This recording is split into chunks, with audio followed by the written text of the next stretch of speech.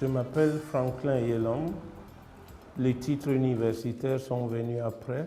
C'est-à-dire je suis arrivé au Canada en 1977 avec ma femme et ma petite fille.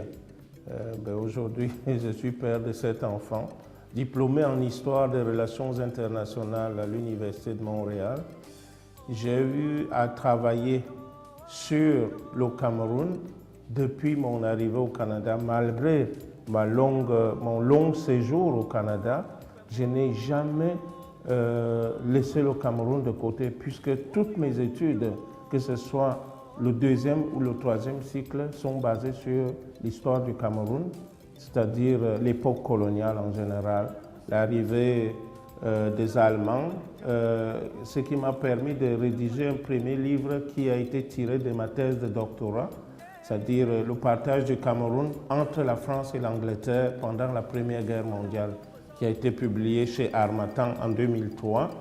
Et après ça, j'ai aussi travaillé sur l'impact de la Première Guerre mondiale sur le Cameroun, qui est en fait la suite de ce livre pour savoir comment est-ce que la Première Guerre mondiale, une guerre européenne qui a eu autant de conséquences sur le Cameroun qu'on connaît aujourd'hui, que la France et l'Angleterre ont divisé le Cameroun allemand en 2 parties, c'est-à-dire une petite parcelle du territoire britannique et la grande partie pour les Français.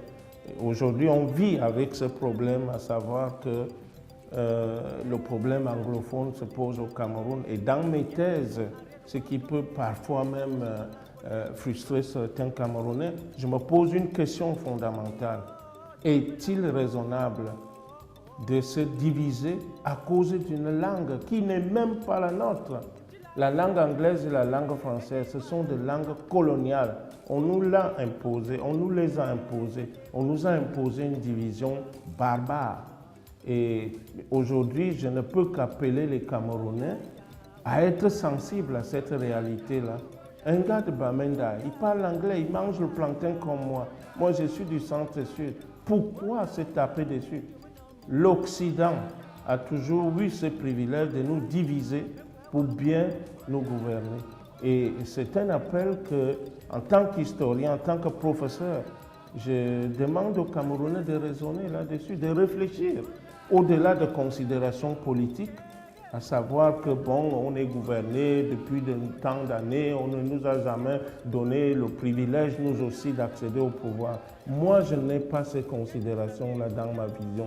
Ma vision est une vision purement historique, devant laquelle je suggère fortement à mes compatriotes de revenir aux racines. Parce que si les racines sont moisies, les feuilles vont tomber. Même déjà à l'époque, alors que j'étais jeune, vous pouvez le voir, en 1987, lorsque je m'étais présenté comme candidat à la présidence de l'Association des Camerounais au Québec, j'avais déjà formulé mon idéal de construction en souhaitant que les Camerounais se donnent la main pour bâtir une nation forte et prospère. Laissez-moi vous dire quelque chose peut-être qui émane de ma formation. Je suis historien de formation.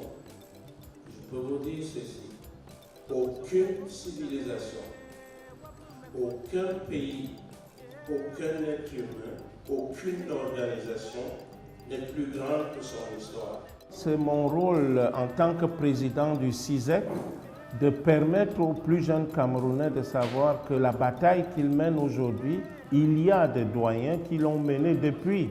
Et c'est mon rôle en tant que président du CISEC de réunir autour de la même table des jeunes qui sont sensibles à cet idéal d'une nation forte et prospère.